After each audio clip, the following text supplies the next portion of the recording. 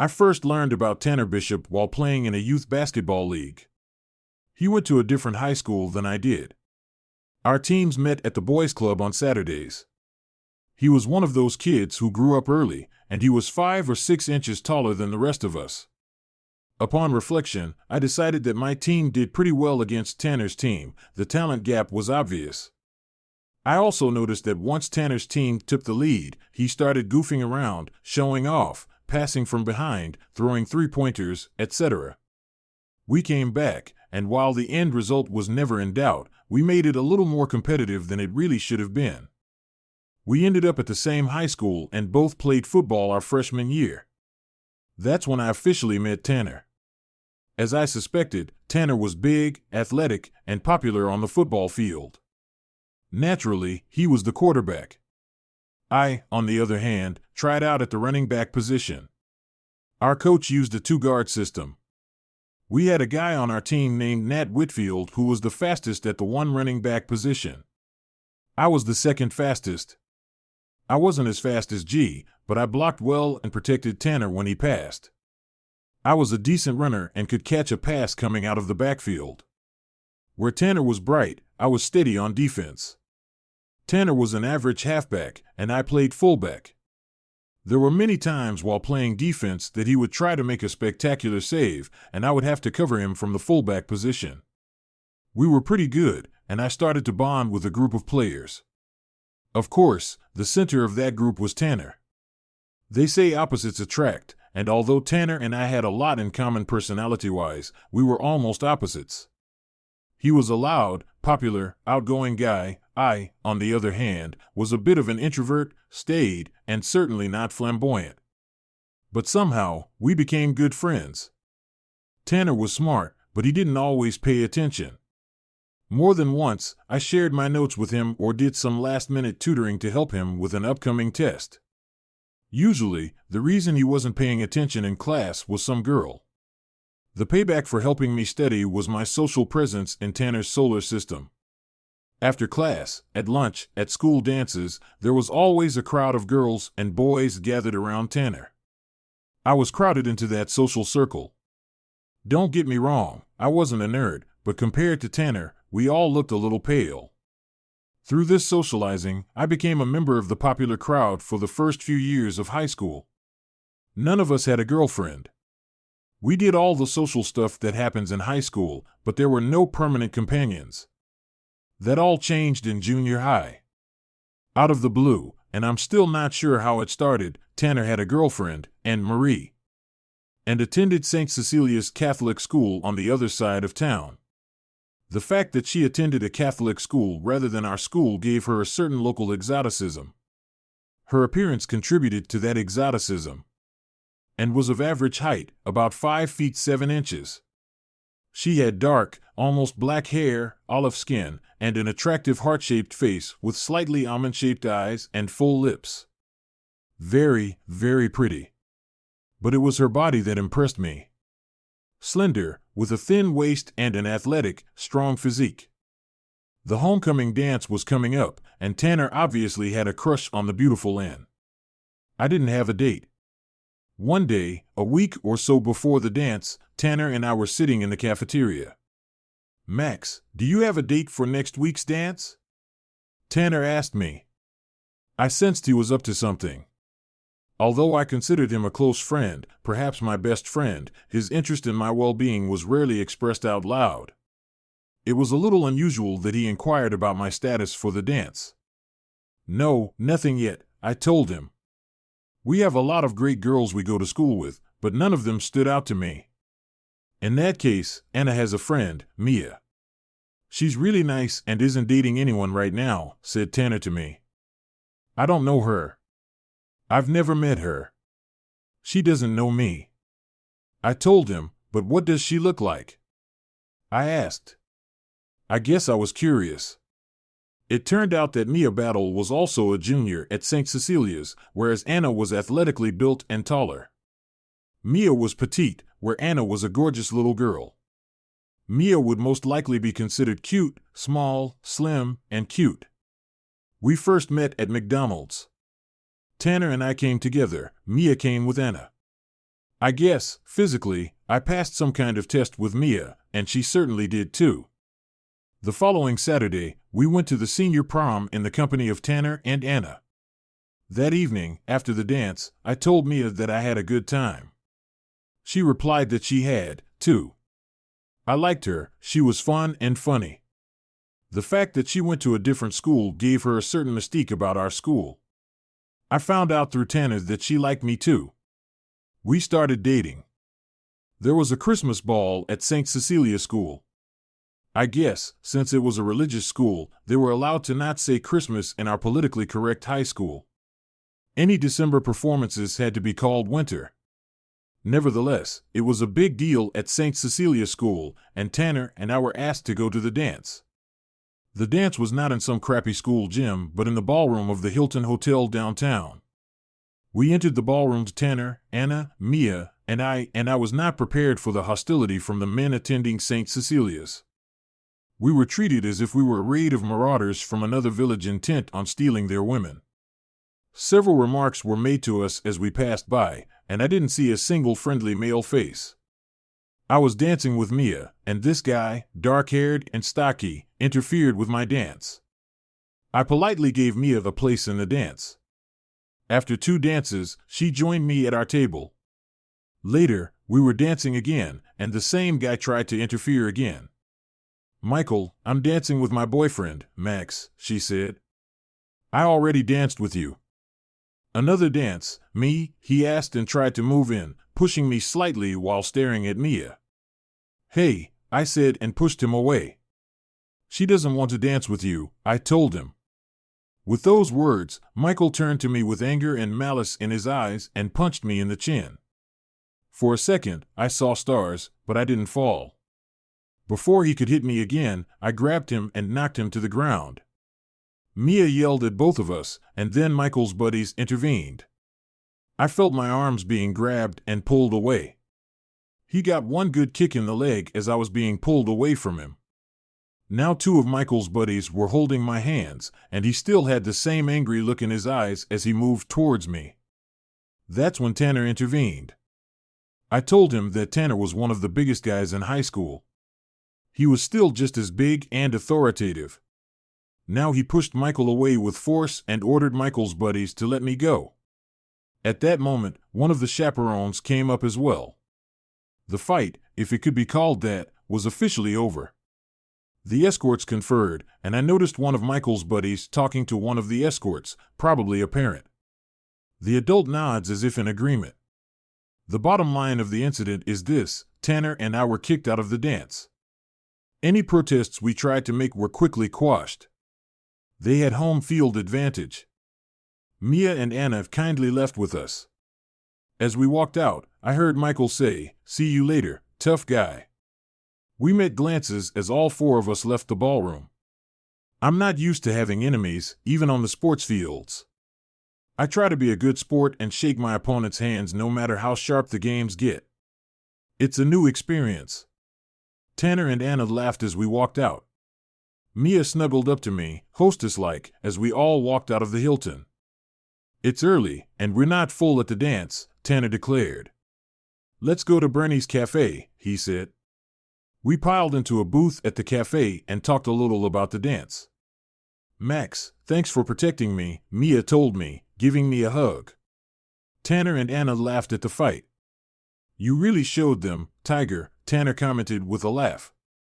"Who was that guy?" he asked. "Just some guy," Mia replied. "A little more than just some guy," added Anna. And then she told us the whole story. This guy, Michael Amiche, had been Mia's boyfriend for most of her sophomore year. Over the summer, she caught him with another girl, and they broke up. He's been trying to get Mia back ever since. "Let's not talk about Michael," Mia interjected. "My boyfriend now," declared Mia, snuggling up to me on the cafe bench. Boyfriend, apparently it was enough to push some guy to get hit, and now my status had changed from dating to boyfriend. The run-in with Michael seemed to have made an impression on Mia. She became more attentive and seemed happy to be with me. For a while, we sat and ate and chatted. I hadn't spent so much time around Anna before. I noticed that aside from her looks, she was also a sweet and considerate person. She inquired if I was hurt after the fight and looked concerned. I assured her that I was fine. We ended up having a good time, even though we got kicked out of the dance. I also realized how much I liked Mia. I saw a different side of her that night, a good side. I may have started to fall in love with her, and I could also tell that her feelings for me were growing too. I know, just an innocent high school romance, but it was much deeper than that for me. As the weeks passed, I quickly realized that the time I spent with Mia was the best moments. In addition to enjoying my time with Mia, our relationship was growing too. I got to know her family, and she got to know mine. We did the usual relationship things, dinners with her family, events with mine, double dates with Tanner and Anna, and lots of fun normal relationship stuff. We also talked about the future. Junior year of high school was the beginning of college preparations, taking exams, applying, and touring college campuses. In my mind, our relationship was an integral part of the future. Perhaps for Mia, those thoughts weren't as strong. I was an only child. My parents and I were very close. We weren't a big, close-knit family. My dad had one sister who lived near us. My mom's family was from the Midwest, and we didn't see them very often. My dad had his own insurance agency, John Early Insurance. That summer, I started working in his office from 8 o'clock in the morning until noon, 3 days a week. The other 2 days of the work week, I helped out at my Aunt Helen's house.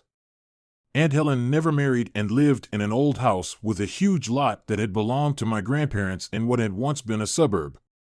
The city limits had passed Helen's lot years ago. New neighborhoods had grown up around it. Her house stood in the center of a large multi-acre lot. Many developers were interested in this valuable piece of land. Helen had no intention of selling it. I was close to Aunt Helen, but she was strange. She was always whispering or humming something, but there was always some kind of noise coming from her. I was used to it, but it was pretty weird. With all the land, there was always something to do. When I showed up to help, she would hand me a to-do list for that day.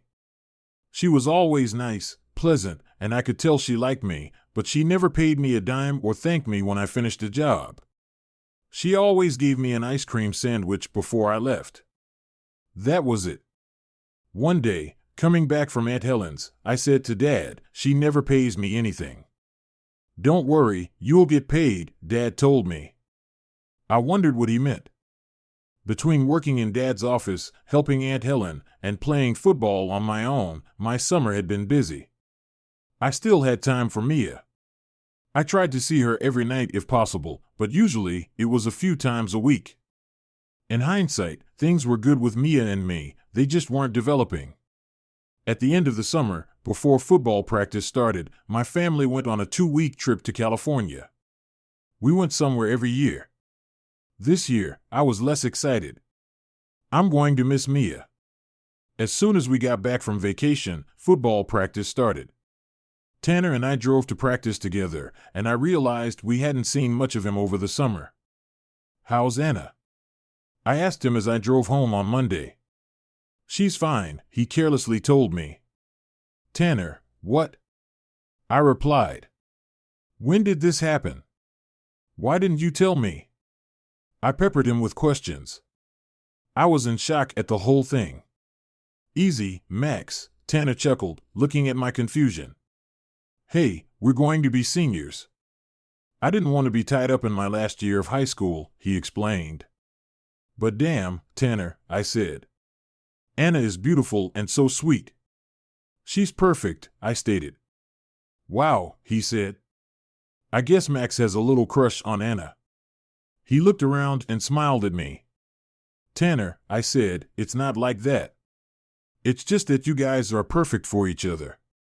"I thought this was a long time coming for you and Anna," I told him. "Max, we're in high school," he said. "High school relationships like that don't last. There are a lot of girls out there. Sure, Anna is great, but we're too young to settle down. About 10 years from now, maybe, but not now," he explained. I mulled over his words in silence as we drove home. I thought about Tanner and all those girls. I thought about Mia and our future, and I was also thinking about the beautiful Anna. I picked Mia up Saturday night after her first full week of football. I hadn't had time alone with her since my parents and I had traveled to California. I couldn't wait to spend time with her. Mia seemed happy to see me, just a little reserved, probably a little adjustment after the separation, I thought. We drove around and chatted about my vacation and going back to school. Pretty innocent. After I drove her home, I couldn't escape the thought that things were a little off. Maybe we'd just been apart for too long. Maybe we need to regroup a little, I thought the next week. I called and tried to get our relationship back to normal, but something was still not right. I asked her what was wrong. "I've just been busy going back to school and stuff," she replied. "My mom is driving me crazy," she added. "I see," I said, still feeling like something else had happened. "So, can we go out Saturday night?" I asked, trying to solidify our date. "Well, I don't know," she replied. "I guess so. I'll let you know." And that was the end of it.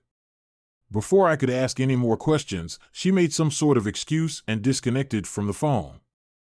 We were definitely not back to normal. Saturday morning came, and there was still no word from Mia. I called once, but there was no answer. I decided that I would drive straight to her house. At the usual time, the door was opened by her mom. I always got along with Mrs. Battle. She looked at me with a puzzled expression on her face. "Max," she said.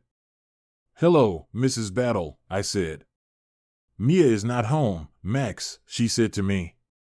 She had a confused look on her face, like she wanted to tell me something, thought about it, and decided to keep quiet. "I'll tell Mia you stopped by," and with those words, she closed the door. I didn't miss the pitying expression on her face as the door closed. During Mia's and my relationship, one thing we always managed to do well was communicate. If I texted her, she responded quickly. When we talked about problems, difficulties, minor mishaps, and things like that, we always discussed them. But now, it was different. She was shutting me out. For a few minutes, I just sat in the car. The Mia I knew and who had become so close to me wouldn't treat me like this. We talked about the future, about aligning our college plans. In some cases, we even talked about a future together after college, career, home, marriage, and even children. Obviously, something was changing. I just didn't know what it was. Eventually, I left and headed home. I was in a daze. I told myself I wouldn't call her again. As much as I wanted to know what was going on, I would not be the pathetic, desperate guy who sacrifices his masculinity. I told myself I wouldn't contact her until I got my first call from her. I considered all of her action signs, unspoken feelings. Unfortunately, the logical conclusion was that we were breaking up. She just didn't have the decency to formalize the breakup. Our first football game was on Friday against Roosevelt. During practice that week, I was like I was in a fog. I wasn't concentrating, I wasn't playing aggressively. I was on the verge of being left on the bench. Somehow, I mustered enough energy to keep playing, but with difficulty. We won the game, but it was a lot closer than it should have been. Roosevelt wasn't very good. I definitely didn't play well. I was supposed to be the brains of the defense. Poor execution on my part contributed to the closeness of the game. Over the next week, I received minimal texts from Mia. I was tired of the "what's going on? Are you upset?" etc. questions. I promised myself that I wouldn't whine or beg her to talk to me. She just insisted she was busy. The next week, we lost a football game to the Regis team. We should have beaten them by a margin of 2 touchdowns. In fact, last year we beat them by a score of 34-10. No matter how I analyzed the game, my poor play was the reason for the loss. Our next opponent was Street Cecilia High School. The Street Cecilia Crusaders were a well-known athletic powerhouse. It was a private school, and they were recruiting talented players. Our team, Washington, had a bit of a rivalry with the Crusaders. I wondered if Mia would be at the game. Over the past week, our communication had pretty much stopped. We started the game, and they scored almost immediately. But at the end of the first quarter, we led 7-7. Their offense was led by the league's best quarterback, Gabriel Dante. Their running back was Michael A., the same guy I got in a fight with at the Christmas party. Ake was a muscular, straightforward runner. The Crusaders scored early in the second quarter. Our offense couldn't do anything against the Crusaders' tough defense. The quarter was winding down, and the Crusaders' offense went ahead. On our 9-yard line was the first field goal. We all thought Dante was going to pass, but instead, AI tied the game. Tanner was on a double team, so he was offside. I saw AI's pass. After hesitating a bit, I moved to fill the hole. Ake tilted his head as we met and ran right through me for a touchdown. As I lay on the lawn, a jubilant AI ran up to me and stood over me, scattering trash. "Hey, tough guy," he hummed. "Not so tough now, nice grip." I'm sure Mia enjoyed watching that game, tough guy, he added with a laugh as his teammates surrounded him. Mia? I thought. What does this have to do with Mia? Halim in the locker room, and we were losing 21-7. Tanner stood up and addressed the team. "We played like crap for the first half of the game," he proclaimed. "We're better than this. This team is not that good. Stay focused, and we will win," he continued. "Don't let this team run over us." And with that comment, he looked right at me. I lowered my head, unable to look him in the eye. The point was clear, Aki had literally run me over. Just as we were getting ready to leave the locker room to start the second half, Tanner grabbed me and pulled me aside. "Max, you need to get your head out of your ass and focus," he told me. I started nodding in passive agreement.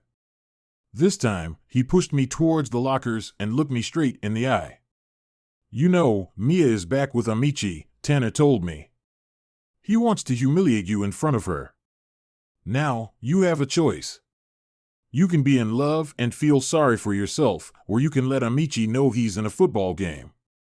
Max, you're the smartest guy I know. Focus for expletive's sake," he told me. And with those words, he joined the team on the field, his words lodged deeply in my brain. I was moping around while Mia goes back to Michael Amici, and here's Amici running right at me and taunting me, and all I did was feel sorry for myself. A new emotion blossomed deep inside me as I ran out for the second half. It was anger at myself, anger at the Crusaders, anger at Amici, but most of all, anger at Mia. We scored right away at the start of the second half, and then it seemed like neither team could continue the offense. About halfway through the third quarter, I saw that the Crusaders had lined up in an unusual formation. I memorized it from the videotape of the game. I quickly told Nat, our cornerback, to go one-on-one with Perkins, their wide receiver. "I'll cover him," I told him. He looked at me, eyes wide, and nodded. As Perkins rushed past me, I sped up and moved toward the flat surface, and lo and behold, just like on film, AI comes out flat. Dante's pass was a little high, and Aki had to bounce a little, but he caught the ball. Meanwhile, I was quickly approaching him from my position as a free defender. Everything around me slowed down, even though I was moving at full speed. I could see AI jumping and watching the ball as he moved to catch it. Instinct was telling me to hit it lower. Last time it flew over me when I hit it high. I won't do that again. I saw his left foot firmly planted in the turf. All my weight came to that booted foot, holding it up for that brief moment. I threw myself full speed into that left foot. It didn't stand a chance. The first sound I heard was the crack of breaking bone and the crunch of cartilage, followed by a scream. Aki lost his balance, and I quickly scooped up the ball and ran 57 yards for a touchdown. As I jogged toward my cheering teammates, I glanced over to the St. Cecilia's bleachers. I saw dark-haired Mia looking at me with tears in her eyes. Unable to resist, I smiled at her. Aki was carried off the field on a stretcher. This seemed to snatch the life from St. Cecilia's. The final score was 35-24, Washington. As we lined up to shake hands, there were a few angry comments. Last in line was a guy who I knew was Amichi's buddy. I couldn't help it, I was still so angry. "Hey, Jordan," I turned to Amichi's buddy. "Tell Michael that I hope he gets better soon," I said with obvious fake sincerity. "Fuck you," was all the guy said. Despite my bravado during the game, I was deeply hurt by Mia's betrayal. I had a horrible feeling that it would be a long time before things got better. They say the opposite of love is indifference, but not for me, it was hate. Senior year of high school flew by, as did 4 years of college. I had always planned to work with my dad at an insurance office. I majored in finance. Many of my friends and classmates changed majors during college. I knew what I was going to do, and it gave me a certain satisfaction. Throughout high school and college, I never had a serious girlfriend. The experience with Mia scarred me. I was betrayed. I put so much emotion and energy into our relationship, and then she cheated on me. She didn't even have the decency to properly break up with me. I learned not to trust women. I never talked to her to find out what happened. Tanner told me briefly that she and Amici had started hanging out over the summer, and things had moved on from there. I couldn't understand it. That's probably why I didn't have a serious relationship with anyone in college. I was afraid of the pain of betrayal. The only satisfaction, the first realization I got, was that I had completely screwed up Michael's chances of playing college football. True, I saw him once and he walked with a limp. Speaking of college football, Tanner got a scholarship to play football at a small college in Texas. He and I rarely socialized in college, but when we did, it was just like old times. Tanner decided to major in construction management. I graduated from college with a bachelor's degree in finance and dove headfirst into work. My father had a solid business, and I began networking with some of his clients. I was hardworking, sincere, and tried to be an individual. I saw that I had a very good future ahead of me at John Early Insurance. Then tragedy came to our family. At the age of just under 60, Aunt Helen passed away quietly in her sleep one April night. Her heart had failed. It was a sad time for us. We were not a large family. At holidays and celebrations, it was usually just Mom and Dad, Aunt Helen, and me. Now her quirky personality that we all loved began to be missed. A few weeks after her death, Dad and I met with Helen's lawyer. For some reason, Dad insisted that I accompany him to this meeting. Helen had a small investment account that she had left to my father, but the surprise interval was that her house and all 97 acres of prime real estate went to me. To say I was shocked is an understatement. As we were leaving the law office, my father put his arm around my shoulders and said, "Remember how you once told me that Aunt Helen never paid you for all your help?" he asked. I nodded affirmatively. "Well, son, I think you just got paid," he told me. I had inherited not only the house and land, but all of Aunt Helen's belongings. I now appreciated the house from a completely different perspective. Before, it had always been Aunt Helen's house, with flowery curtains, cabinets filled with china, and lace doilies. Now it was mine. It was far from a bachelor pad. I had a job. Between owning a house and working at the insurance agency, I was busy. One thing I noticed at work was that my father continued to do what he had been doing for the past 25 years.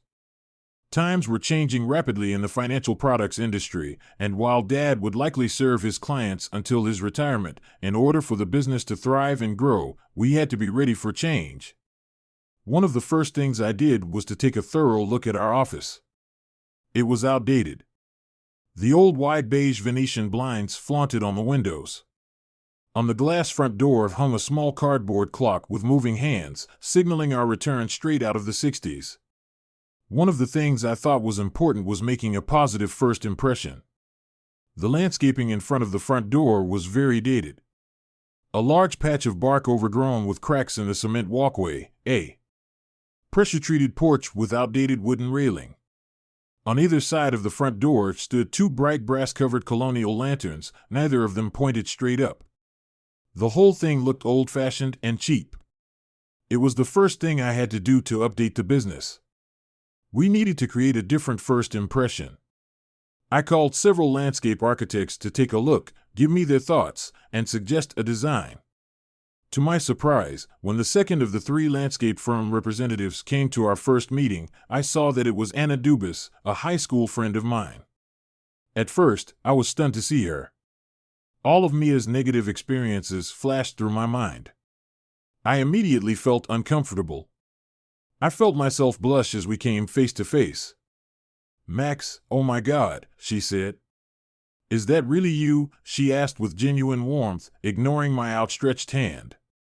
She enclosed me in a very nice hug. I immediately began to relax. I remembered the kindness Anna had shown when we were teenagers. "How are you doing?" she asked. "You look great." "So, is this your thing?" She peppered me with questions. We spent a few minutes catching up. She had graduated with a degree in architecture and was studying for a master's in landscape architecture. She had an apartment in the city and worked as a designer at GL2 Architecture. I briefly told her about my work but quickly changed the subject to our office and some of my ideas for what I wanted to do for our front entrance. Anna seemed a little surprised that I had switched to business so quickly. She asked a few questions, took some notes, and said she would have some preliminary sketches by Friday. "It was so good to see you, Max," she told me with a wide smile on her face.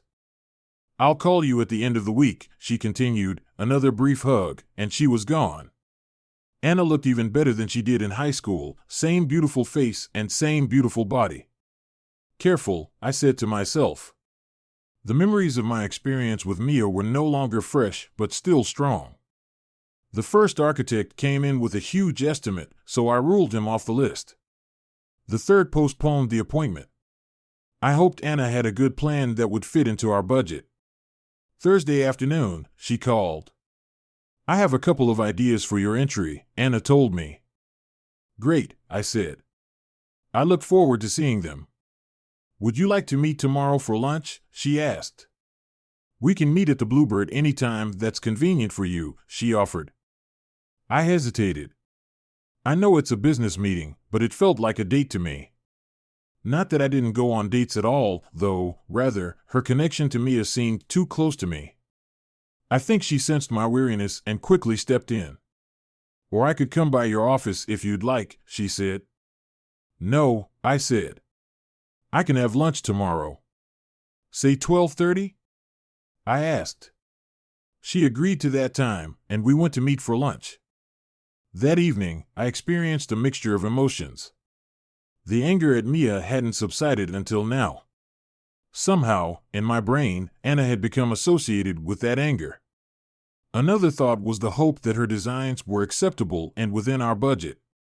And one last lingering thought, Anna was beautiful, and I enjoyed her company. Alarm bells rang when we met at the Bluebird Bistro. She looked even better. She seemed to have taken extra time to look good. I'm sure her appearance helped secure business for GL2. Again, a warm hug as a sign of welcome. We skipped the small talk and moved on to her projects. The first idea was a good one, pretty simple. The second was a little Asian-inspired. I liked that one. Now for the cost, the first option was a little under budget, but the Asian design was $10,000 over our maximum budget. I told her I'd have to think about it. Just then, the food arrived, and we started talking, but not really about business. She asked where I lived, and I told her the story about Aunt Helen and my inheritance. She seemed genuinely interested in my living situation. She knew about the plot of land. Later, she asked about my weekend plans. On the weekends, I do either the house or the yard, depending on the weather, I told her. When the weather is nice, like this weekend, I spend most of Saturday and Sunday outside. I love gardens and plants, she told me. It must be fun to have so much land, she said. I've described the work on my property many times, I told her, but I've never called it fun. And with a laugh, I added, well, I'd love to see it, she said. Maybe one day I'll surprise you and stop by, she said. The next day, Saturday, Just like I told Anna, I spent all day working in the yard. There was so much work to do. Aunt Helen had created a formal English garden on most of the property, sculptural hedges, rose gardens, and planned plantings. I wasn't sure what I wanted, but Aunt Helen's style seemed too old-fashioned. It must have been the middle of the day when I saw dust on the driveway signaling a visitor. Most likely it would have been my mom or dad, but I knew they were out of town. To my surprise, it was Anna. I immediately looked around me, unshaven, dirty, sweaty, and shirtless. I greeted her and immediately reached for my shirt. "You didn't need to put it on for me," she said. "I was just admiring the scenery," she added with a laugh. I looked at her, trying to figure out what she meant. The first thought that ran through my head was, wow, she really works hard to get that landscaping contract.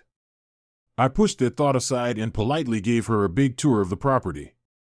She seemed genuinely interested. I pointed out things I needed to do, and she made a few suggestions that seemed like good ideas. "So, what have you been working on?" she asked. I told her, and without hesitation, she set about helping me with my current work. I appreciated her help but couldn't help but wonder about her motivation. She seemed to be doing everything she could to get the contract. We worked like this, side by side, for several hours. It was a very comfortable environment. I had to admit that I enjoyed her company. Toward the end of the day, she told me. I had to go, but she lingered as if waiting for some kind of invitation from me. I thanked her profusely, showed her to the bathroom to wash up, and then she left with some reluctance. That evening, all my thoughts were occupied with Anna. She was beautiful and so sweet, but she had once been friends with Mia. That was a huge minus sign for me. That week, we discussed the landscaping proposal. I told her we liked the Asian theme design better, but it was over budget. I hinted that we had other suggestions, which we didn't. By the end of the week, she came back with minor changes to the original design and a new cost that was only $2,000 over budget. We came to an agreement. "We can start work in 3 weeks," she said. "We need to celebrate," she added. Ha, I grinned, unfunny. "Have a good weekend," I told her. She seemed a little discouraged that I didn't support the idea of celebrating. It was another warm weekend, and I worked on my allotment Saturday afternoon. Anna showed up again, this time with a picnic basket. "You can put this in the house," she asked, handing me the basket. "Now, what are we going to work on?" I told her, and she set to work. At the end of the day, she asked me to bring a picnic basket and a corkscrew. She spread a tablecloth on the ground, made a mini feast, and brought a bottle of Oregon Pinot Noir. We had a nice evening, and I really enjoyed talking to her. It seemed like we had a lot in common. I also started to think that since we had already signed with GL2, her firm, there was no reason to keep being nice if that was the only goal. We continued to see each other over the next few weeks. She would either come into the office to get information on our design project, or she would stop by on the weekends and help me around the house. Our friendship grew. However, nothing romantic so far. She hadn't made any moves, and although a big part of me wanted to, there was still a nagging reminder of Mia's betrayal warning me that I might get hurt. It was Friday night. I left the office around 6 o'clock, went home, and took an evening jog. As I was contemplating dinner, my cell phone rang. It was Anna. "Hi, Anna," I greeted. Loud conversations and music could be heard in the background. Getting no answer, I asked, "Hello?" "Do you have a girlfriend?" replied Anna, slightly inaudibly. "Huh?" I replied. At that moment, I heard a rustle, then another voice in the background, and then the phone. "Hi, Max, my name is Lindsay. I'm Anna's friend," she said.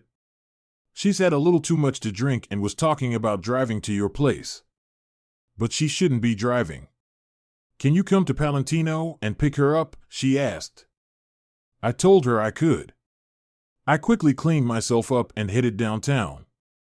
Palantino is a very nice restaurant and bar, a little too nice to be a pickup bar, more of a date establishment. I found them and met Lindsay. She was quite attractive, but then there was Anna. In my eyes, she was a goddess.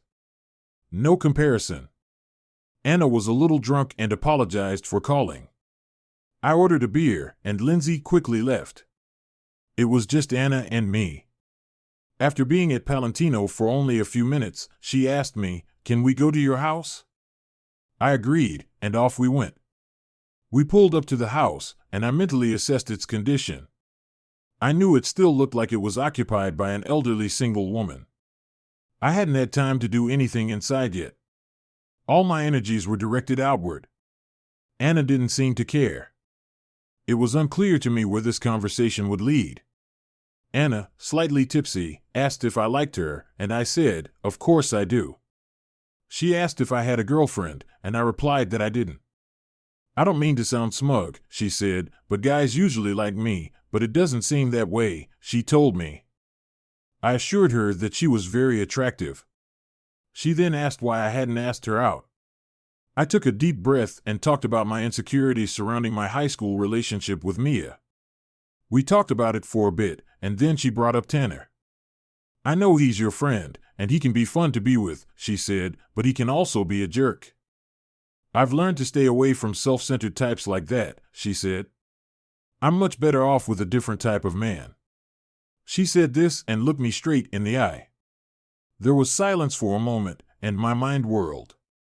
This was all good. I hoped at that moment she excused herself to go to the bathroom. I sat and thought, contemplating what the next step should be.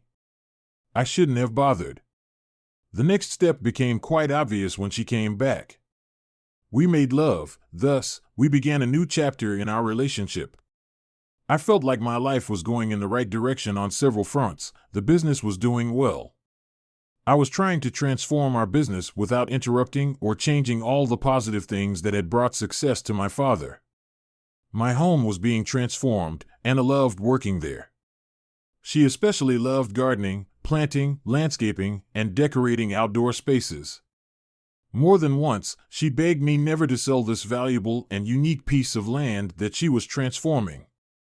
And of course, my relationship with Anna was a beautiful one. The small, uncertain voices of doubt turned into a rare whisper. Anna continued to assure me of her love. There was one thing I had been putting off but knew I had to do. I needed to call Tanner.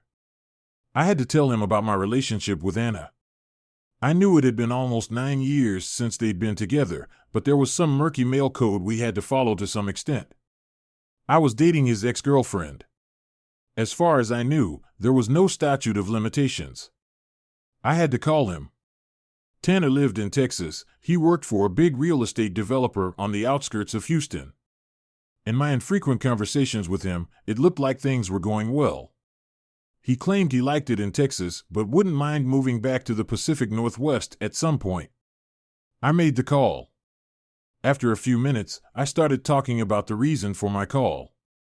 "Tanner," I began, "I'd like to talk to you about something," I said. There was a pause, and he was silent. "Well, I wanted to let you know that I'm in a relationship with Anna," I told him. "Dude," he exclaimed after a pause. Disbelief was audible in his tone. "Yes, with Anna of St. Cecilia School," said I. Silence hung on the line at first, and then I heard the rudiments of a giggle coming from Tanner. "Well, congratulations," he said. "She's a great girl. I'm proud of you. I know you've been wary of women for a while," he continued. We talked for a few more minutes, and his casual acceptance of my and Anna's relationship dispelled all my misgivings. When we finished talking, he said, "I'm going to have to get up and visit you all soon," he said. To visit you. It looked like Texas was starting to like Tanner. Months passed, and our relationship seemed to continue to grow. Anna took over the garden and landscaping at my house. We worked side by side to change the whole atmosphere of the place. We were a team, working together. I was thinking about making an offer, and discussing it with Tanner seemed to remove one obstacle. Now that it was done, I had no doubts. My trust issues had all but disappeared. Anna's assurances that she had feelings for me had extinguished any vestiges of insecurity in me. I started looking for the ring. One of the byproducts of a business like insurance is that you meet a lot of people. You also have to market yourself to those people. It was always nice when I really liked the person I was doing business with. One of my new friend's clients was a man a little older than me named Greg Boston. I first met Greg when I was a client of his. He was building a work shed for me on my property. One evening when he finished the job, we had a beer and got to talking. I told him about my business, and he ended up becoming my client. More importantly, he became a good friend of mine. Greg went from small remodeling jobs like he did for me to building houses in our neighborhood. The key to being a successful builder was buildable land. Greg was constantly asking me, in a good-natured manner, if I ever wanted to sell the land. I politely declined. Eventually, I made an offer, and a happy, overjoyed Anna accepted. Now it was up to us to take care of the wedding arrangements. Anna and her mom did most of that work. I became such good friends with Greg that I asked him to be my best man. Tanner, I asked to be my best man. One day during the wedding preparations, Anna and I were walking around in the barn that Greg had built. She turned to me with a serious look on her face. "Max, I need to talk to you about something," she said to me. "Oh, now what?" I gave her a silent nod. "It's about the guest list and Mia," she said. A wave of relief came over me, and here I thought it was something serious. "I have to invite Mia and her husband," she said. "I've known Mia most of my life. She won't be a bridesmaid or anything, just a guest," she said, looking at me intently. I thought about it for a moment. I knew that Anna was still friends, if not close friends, with Mia. I also knew that Mia had married that guy Michael May, and I also knew that their friendship had weakened, mainly because Anna knew how much I disliked Mia. I discovered another thing. When Anna didn't want to answer a question, she would respond with another question. I first suspected this when she was out with friends one evening. When she got home, I asked her who she was with. "Why do you want to know that?" she replied. I suspected that Mia was in the company of friends. I let it pass through my ears because I knew she was trying to protect me, but that trait of hers was worth noting. I paused for a moment and said, "Of course, she's an old friend of yours." I realized she must be present. "Thank you," she said. The wedding was wonderful. We held it at our grounds, the gardens, and they looked fantastic. Anna did a great job with the landscaping and was proud of the work she did. The wedding gave her the opportunity to show how she had transformed everything. There were a few people among the guests that were noteworthy. First, Tanner, a good high school friend of mine and Anna's former boyfriend. Tanner's outgoing personality quickly dispelled any awkwardness surrounding Anna and Tanner's longtime friendship. Speaking of character, even though he was wearing a tuxedo, the Texas influence was evident. Along with the tuxedo, he wore a Stetson hat and black cowboy boots. I lost count of the number of times he said y'all, but he pulled it off. I'd forgotten how much fun Tanner could be. He also brought a date, a stunning blonde with a hint of a European accent. Her name was Greta St. Kitts. She was gorgeous, and though I thought my Anna was beautiful, and I hated to say it, she looked plain next to Greta. And then I realized I had to greet Mia and Michael.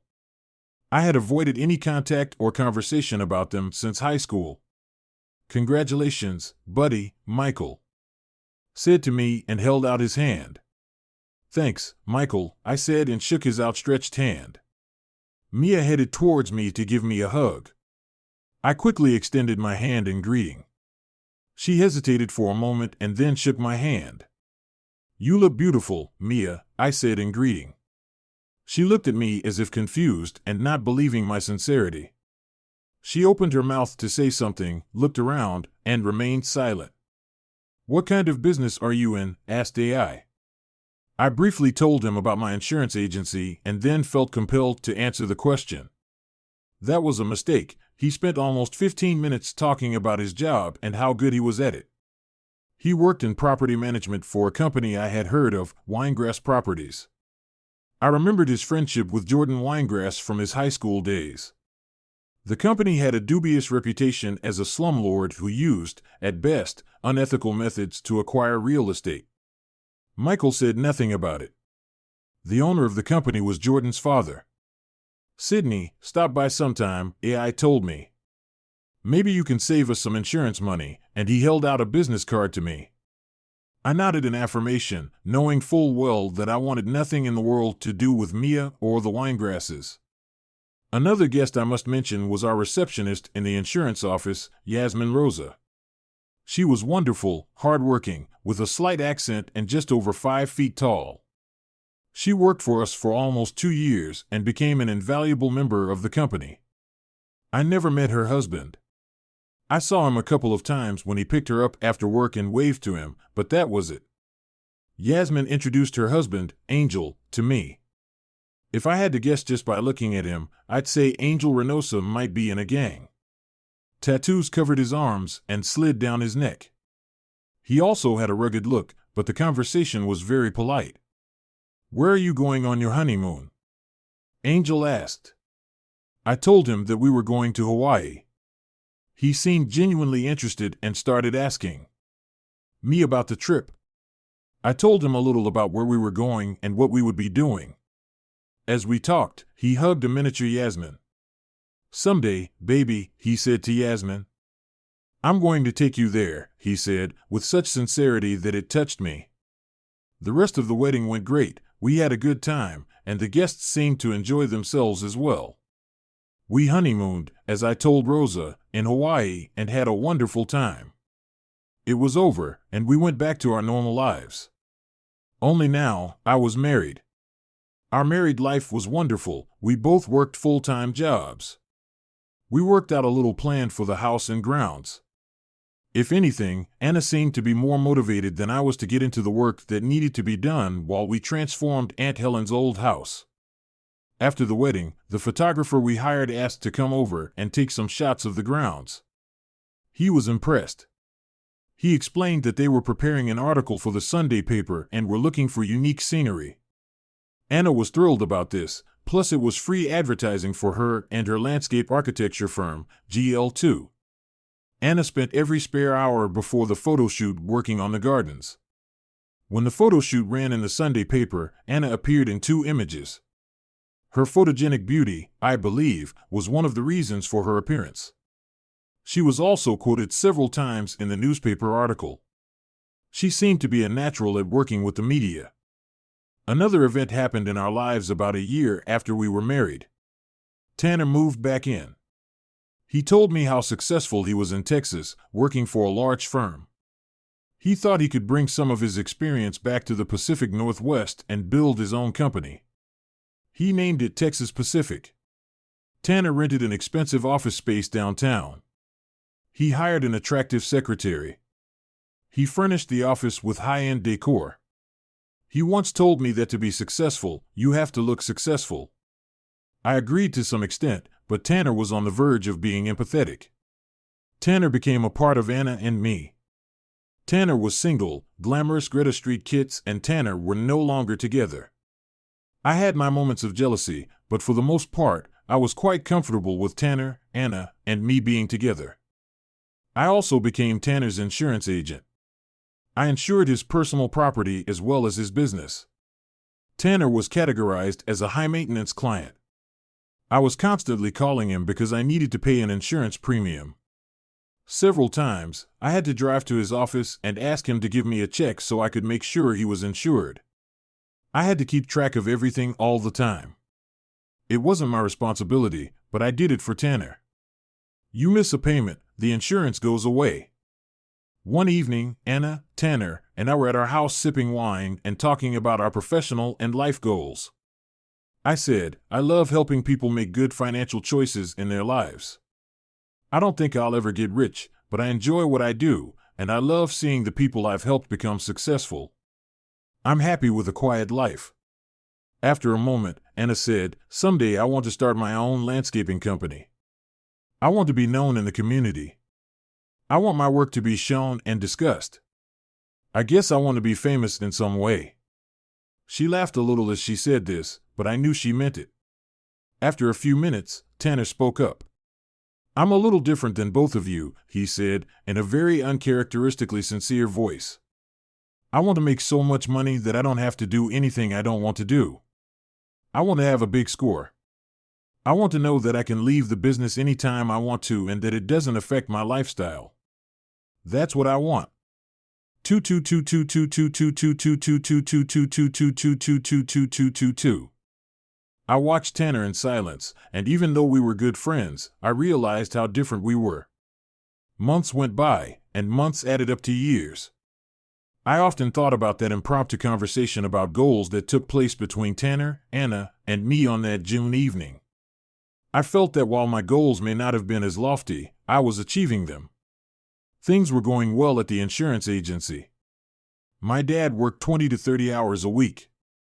He would show up in the morning around 9 o'clock with the paper. I continued to acquire new clients and constantly brainstormed ideas to expand the business. Anna was also making strides towards her goals. Less than a year ago, she had left GL2 and ventured out on her own with the help of my friend, Greg Boston. The shed had been transformed into a full office, standing among the many garden designs she had created on my property. It had become a great place for Anna and her business to showcase her landscaping abilities. She secured several landscaping contracts in our backyard while clients wandered the grounds. As far as I could tell, things were going pretty well for Tanner. He was always active and constantly working on some project or development. I knew from my business dealings with him that, at times, his cash flow became quite shaky. As I described, I constantly had to remind him to pay his dues. I wouldn't call him disorganized, more like he was just heavily leveraged. But I knew his purpose. He wanted to make a big deal. One evening in midday, he called me and suggested we meet for drinks. He wanted to talk to me about something. Let's meet at Evergreen around 6 p.m., he told me. Evergreen was a nice bar and restaurant aimed at a young party crowd. Not my choice, but it was okay. Max, how are you? He gave me a hug as a greeting, and we sat down. I knew Tanner well enough to realize he was in his aggressive salesman mode. I knew he wanted something, I just didn't know what exactly yet. I may have the deal of a lifetime, he began, rubbing his palms together. It's a bit complicated, but it's guaranteed to pay off. I wanted to give you a chance to get in on the deal, Max, he told me. I had no doubt that Tanner considered me a good friend, but I'd spent enough time with him to realize that being involved in this deal wasn't evidence of our friendship. He wanted something from me. Tanner told me that he had an option on a valuable piece of real estate on the island of Kauai in Hawaii. The widow of one of the executives of the firm he worked for in Texas owned the property and was thinking of selling it. Apparently, Tanner had befriended her and always told her that if she wanted to sell the property, she should ask him first. He seemed to have succeeded in charming the elderly widow, and now she was offering the land to Tanner. She wants $1 million for the lot, he excitedly informed me. It should be worth 2 or 3 times that. It's on a beautiful sandy beach. When we build something, we'll get at least $5 million for a house on the beach, he explained.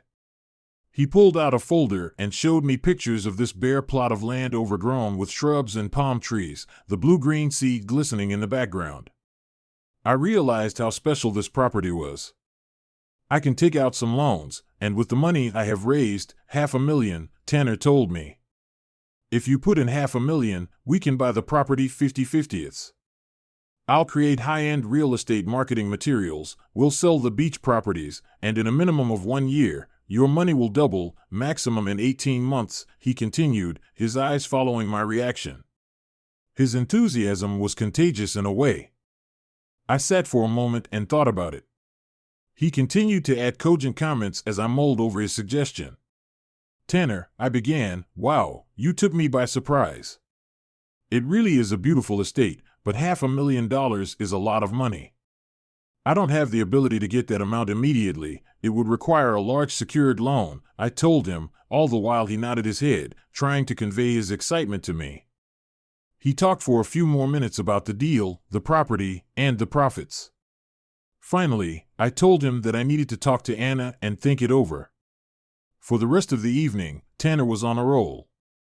He was enthusiastic about everything, in serious sales mode. "Max," he exclaimed, "you're my best friend. We've known each other for a long time.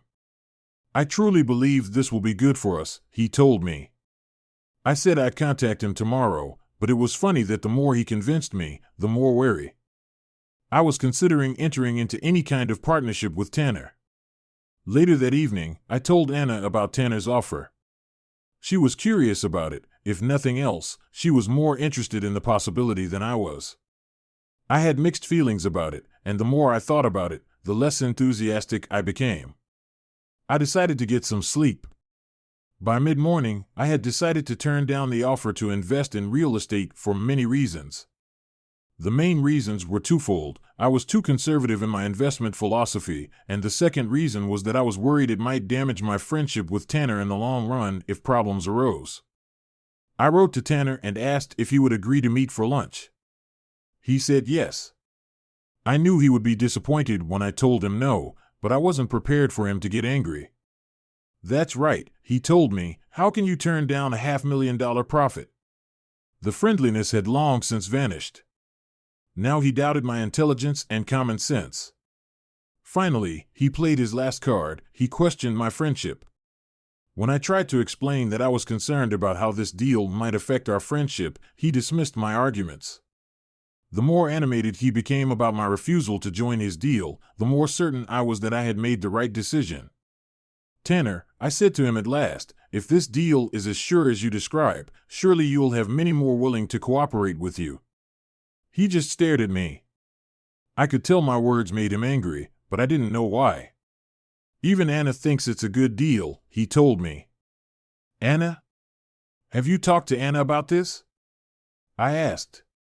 Since when does he talk to Anna about such things? An emotion flashed through my brain that I thought I was long over: jealousy.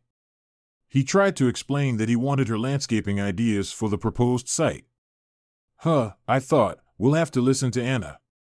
When we left the house, it was nowhere near as warm with enthusiasm as the night before. There was now a small gulf separating our friendship. It will be interesting to see how this all develops. Weeks passed. Anna told me that she had been talking to Tanner about the property, and he asked her about the tropical landscape. She was eager to share her ideas about the project with him.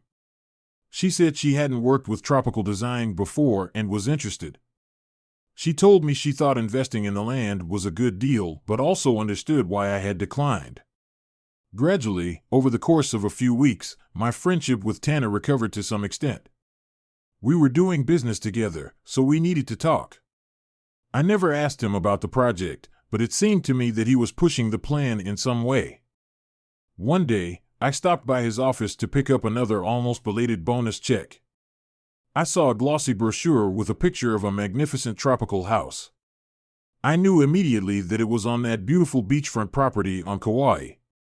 While I was looking at it, Tanner came out of his office. He told me that he had an interested party in this house. He personally raised the money, made the loan, and bought the land on Kauai. He said he was almost finished building a large, rustic cedar house on a large lot in the wine country. Once he finishes work on it, he will temporarily move to Kauai to start building the estate in about a month. I asked about the deal to sell the estate on Kauai. "It will sell for $5.5 million, he told me. "Wow, $5.5 million. I exclaimed. "Who's the buyer?" I asked. "A local guy, actually," said Tanner. "You know Sidney Winthrop?" "Yeah, I knew who Sidney Winthrop was. He's got that guy Michael Amiki working for him. He didn't have a very good reputation, but I assumed he was rich." "Tanner," I said, "be careful about dealing with Winthrop. I've heard some not very good things about him and his business." "Don't worry," Tanner said, "I know Sid. We've done business together. He's a great guy." Tanner brushed off my concerns. A few days later, Anna came in and said she had a new client, Tanner. She explained that she would create a design for a beachfront home he was building on Kauai. "I'm excited about it," she said. "I've always wanted to do a tropical project." She said, "What will it require of you?" I asked if most of the work would be done in my office, but I was hoping that in October, when I need to be there, you and I could take a second honeymoon. And it will be a tax write-off, she told me. It actually sounded wonderful, especially in March in the Pacific Northwest when rain, wind, and cold seem to be a regular part of life. A warm tropical vacation sounds wonderful, and I would love to see this house.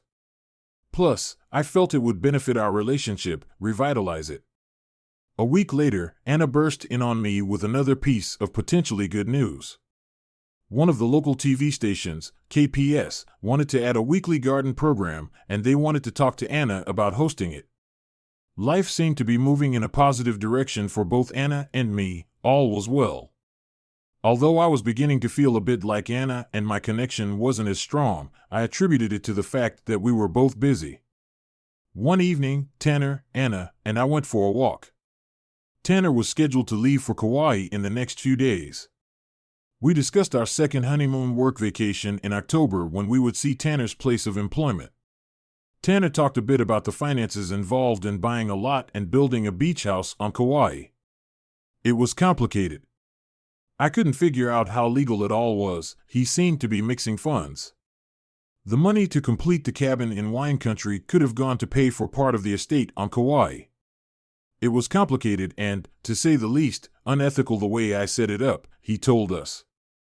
When we close on the sale of the Kauai estate, I should get almost $4 million after taxes. He smiled and leaned back in his chair. I hoped he could make it work, but I had some doubts.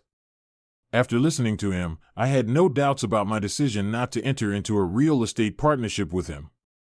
As we parted ways with Tanner and drove home, I voiced some of my concerns about Tanner's risky deal. "Can't you just be happy for him?" said Anna. "Just because he's taking a bigger risk than you doesn't mean he's doing the wrong thing," she told me. I didn't say anything back. I was surprised by her defense of Tanner. A few months later, Anna interviewed with KPL, a local TV station that was looking for a gardener to host a weekly program on Fridays. The idea was to get local garden centers to sponsor the show and encourage homeowners to plan garden projects for the upcoming weekend. She was nervous and anxious. Anna looked great and was photogenic, and that was going to play in her favor. She also had beautiful gardens on my property that she had created to serve as a backdrop for her weekly gardening tips, and she also had a shed office that could be converted into a makeshift studio. In early September, she was contacted by KPL and offered a contract to host a weekly program in the garden with Anna beginning in late November through the holidays and then again in late winter. Anna was thrilled. Not only was she getting a paycheck from KPL, but she was also getting free advertising for her landscaping company, Distinctive Gardens. All of this was great news. I felt like she had been putting a lot of energy into her career lately, and rightfully so. However, I couldn't escape the thought that less of her energy was now directed towards us. We began discussing our trip to Kauai. Anna had been corresponding with Tanner about the oceanfront project on Kauai. Things seemed to be progressing, but perhaps not as smoothly as Tanner had envisioned.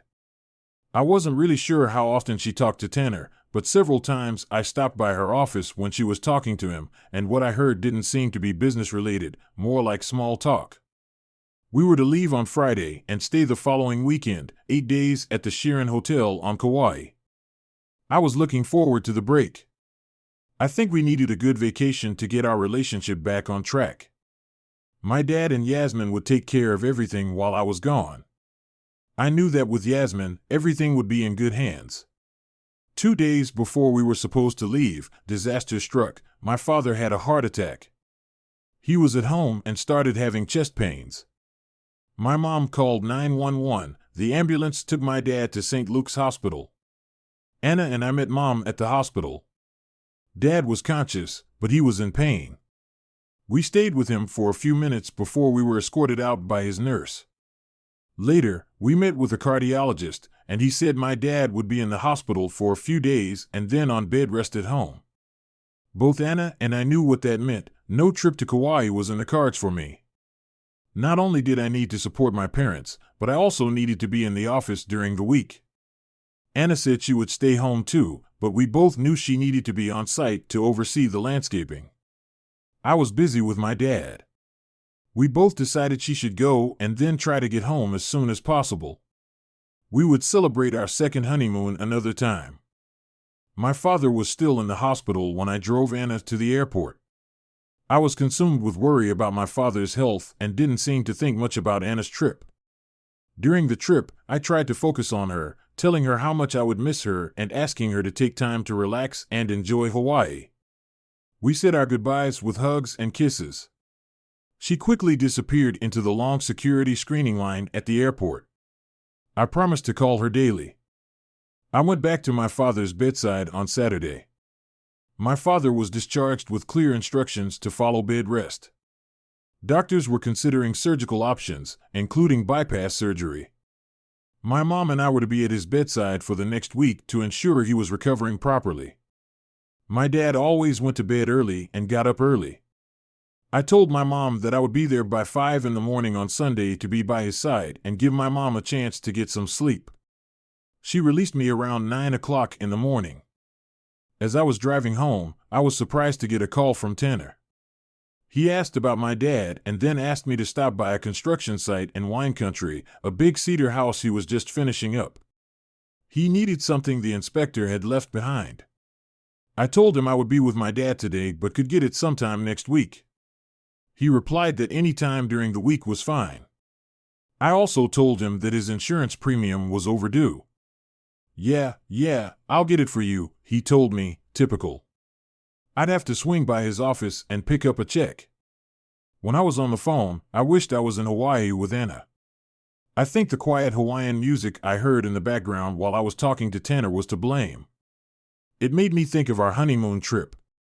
I associated Hawaiian music with the wonderful time we spent there. I decided to call Anna. It took a few moments, but she sleepily answered, "Good morning." She greeted me, and then it came to me that it was still early. There is a 3-hour time difference between Hawaii and the West Coast. It was only 6 in the morning on Kauai. I forgot how early it is, sorry, I told her. "That's okay, how's your dad?" she asked. We continued talking about my dad and her trip. I longed to be with her.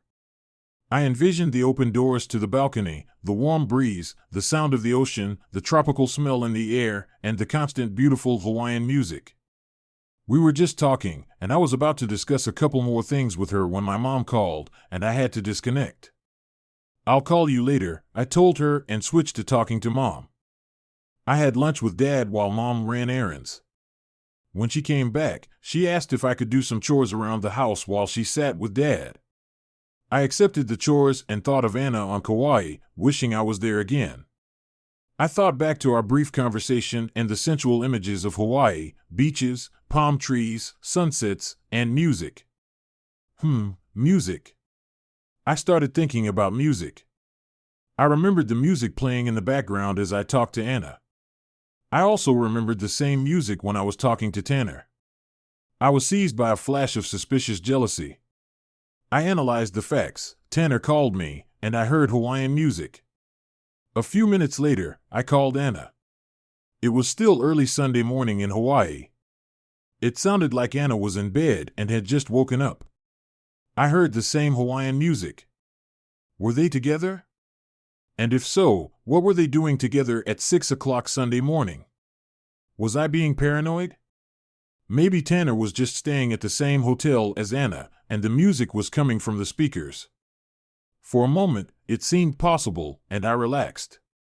But if you think about it, Tanner wouldn't have stayed at the $300 plus a night hotel for months on end while he worked on his beach house. He needed to find other, more economical accommodations. Did Tanner spend the night with Anna? I decided to call Anna. I told her my father was feeling better, and we made small talk, nothing concrete. Then I decided to ask a few questions. I asked her about the project and some general questions. "Did you get to hang out with Tanner after work?" I asked innocently. She hesitated. "Why do you ask?" she replied. "Oh." I knew that when she didn't want to answer a question, she asked it back. I didn't say anything like that to her, I said nonchalantly. "Just asking," I said. I mean, I saw him at the construction site, she told me. That's all she said. I kept the conversation light, but alarm bells were ringing in my soul. I didn't have definitive proof, but I had some clues that reinforced my suspicions. Later, I called Tanner, ostensibly to remind him about the overdue bonus. Yeah, I know, he said. I'll contact Bernadette in the morning. I kept the conversation light, nothing specific, just the usual chatter. Then I thanked him for taking care of Anna while she was there alone. No problem, he replied. Can't have my buddy's beautiful wife left unattended at night, he added. We talked some more, and then I hung up. Something wasn't right. Anna had told me that she only met Tanner at the construction site, but in the evening, Tanner would take her to places she'd been. The stories didn't add up, but I didn't have any concrete evidence that anything was going on, just a lot of evidence. I began to formulate a plan. I made a phone call and set up a meeting for tomorrow morning at 9 a.m. sharp. Monday morning, I met with Yasmin and Angel Rosa at the office. I asked them for complete confidentiality. They agreed. I explained to them my concerns about Anna and Tanner. They asked no questions, just listened. I asked them if they could go to Kauai and do an informal investigation. I gave them a folder with pictures of Tanner and Anna for identification. When Mr. Max asked Angel, "When do you want us to do it?" he asked. "Tomorrow," I told them. "I want you to be there until next Sunday. You'll be staying at the same hotel as Anna. Just keep an eye on her. If nothing happens, just enjoy the week," I explained. Angel and Yasmin immediately agreed. I told Yasmin that I would make all the arrangements and gave them $1,000 for expenses besides lodging and airfare. I told them I would drive them to the airport in the morning, but not a word to anyone about why they were traveling. They agreed. As they were leaving the office, Angel stopped me. "Mr. Max," he said, "thank you. If you ever need a favor, ask." Angel said to me. He looked me in the eye, shook my hand, and left. Maybe I'm paranoid, but hearing Rosa say that Anna and Tanner were innocent of everything my overly jealous imagination had conjured up cost me a few thousand. I continued to call Anna daily, but not once did I get any indication from her that anything had happened. I was starting to feel a little silly about my paranoia and sending Rosa to spy. Thursday afternoon, I decided to head out to Tanner's nearly completed project in wine country. He asked me to pick up one document from the county. As soon as I pulled up to the house, I got a call from Yasmin. I told her not to call unless there was something to report. I expected her to tell me everything was fine, but it wasn't. "Max," she began, "Angel took some pictures you need to see," she told me. I asked her to tell me, but she kept repeating, "You need to look at the pictures." I heard my phone beeping with received messages. I told her I would call her back. There were 4 pictures. The photos documented my wife's infidelity. I sat on a 5-gallon bucket in the garage at home. I was devastated. My wife and my best friend. I couldn't believe it. After everything I'd been through with Mia in those years, now it was all happening again, but worse, much worse. I don't know exactly how long I sat there, but more than an hour, contemplating the fact that the life I knew was ending. I didn't know what to do. Could I forgive her? Could I forgive him? The answers were no and hell no. And then 2 things started happening to me. 1, anger started creeping into my brain, white-hot anger. 2, I started getting dizzy from the oil-based paint that had been applied to the cedar shingles. I saw a pile of oily rags in the corner of the garage. In one of my insurance classes, I remembered the danger of oiled rags spontaneously combusting. I went to shift them but suddenly stopped. I carefully put on a pair of lightweight gloves. I gathered up all the rags and put them in a metal bucket, stacking them in a pile. I poured some more oil-based stain into the bucket. Next to the bucket, I put a bundle of number 1 cedar shingles. Then, I turned on the heater next to the bucket of oiled rags. Then, I walked away. I took the document Tanner needed and left. Here in wine country, there were no neighbors nearby. Besides, I had a purpose for being here. If the burning really happened, how could anyone blame me? I remembered we were discussing spontaneous combustion. It occurs when oiled rags or cloth are slowly heated to ignition temperature by oxidation. As the substance oxidizes, it begins to release heat. If this heat has no outlet, such as in a pile, the temperature will rise to a level high enough to ignite the oil and set the rag or cloth on fire. The fire from this can quickly spread to other combustible materials and cause a lot of damage. I sent Tanner a message that I had the document. I later received a thank you in response. I also started thinking about Tanner's insurance. It was now expired. I had texted him about it several times earlier in the week. There was no way I could stop by his place to get it. He technically didn't have fire insurance at the moment. I thought about Anna. I couldn't forgive her. There was no way. She could realize how much she had hurt me. I just wished she could experience the same pain. After a few minutes, I had an idea. I called Greg Boston, a friend of mine who was a builder. We agreed to meet tonight. I told him it was very important and urgent. We met at a small restaurant. He looked at me and realized something was wrong. He asked, and I brushed him off. "Greg, you've asked me about my land several times already," I told him, and he nodded. "I want to sell it, but I have a few conditions," I told him. "The most important one is that I want the house and garden cleared and dismantled in the next 3 days." He almost choked when he heard the timetable. 3 days, he whispered. "That's impossible," he told me. I told him that if it wasn't, I'd find someone who could do it. "Wait, Max, let me think about it," he said. After a moment, he said he thought he could do it, but it would be complicated. We discussed the price and one other important condition. We had a gentleman's agreement. We shook hands, and he said he would start work tomorrow. "Max, as a friend I have to ask you, what's going on?" he said. "Greg," I said, "we'll discuss it someday, but today is not that day," I told him. He nodded, and we both left. That night, my phone rang on the nightstand. Tanner, I didn't pick up the phone. When I woke up, I had an urgent voicemail from Tanner asking me to call him. I took my time. I flipped through the morning news, fire in Yamhill County, 4 alarms, wine country. No one was hurt, the house was empty, but it was completely destroyed. On the way out, I called Tanner, and he answered in desperation. "Max, the house we were finishing up burned down," he said. "I need the money." "When can we get reimbursed?" he asked. "Wait," I said. "What house?" I was becoming quite a good actor.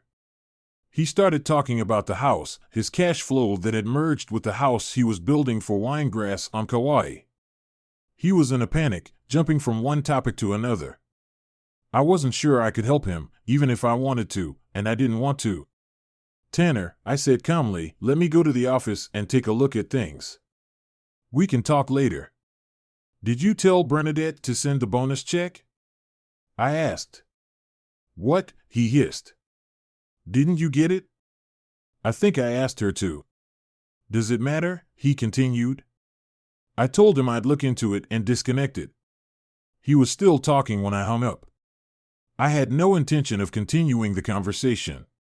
Our friendship was over. Now, I had to deal with Anna. Over the next few days, I called Anna and tried my best to act normal. I think she sensed something was wrong, but she didn't say anything. I received more pictures from Angel Reynosa. They only confirmed the previous pictures. Tanner kept calling. Each voicemail sounded more and more desperate. Anna was supposed to come home on Monday, the day after tomorrow. I hadn't said anything to my parents yet. Dad didn't need to be put under any more stress, and I needed Mom to focus on Dad. Greg Boston had several vehicles of heavy equipment, graders, backhoes, tractors, preparing the land for development. I had several capsules delivered and placed all of Anna's personal and business belongings in one. My belongings went into another. It was so strange driving up to my plot of land. The skyline was completely different. No house, no gardens. Anna's flight arrived around 6 p.m. that Monday night. I picked her up in my arms and hugged her, but when she kissed me on the lips, I turned around, and the kiss landed on my cheek. She threw a questioning look at me. I ignored it and asked how the flight went. On the way home, she realized something was wrong. We talked for a few minutes about the fire, but after a short conversation, I changed the subject. I wasn't a bad actor, but this betrayal I couldn't quite disguise. I suggested we stop at a small bar on the way home. "Max, I've been on the road for 6 hours.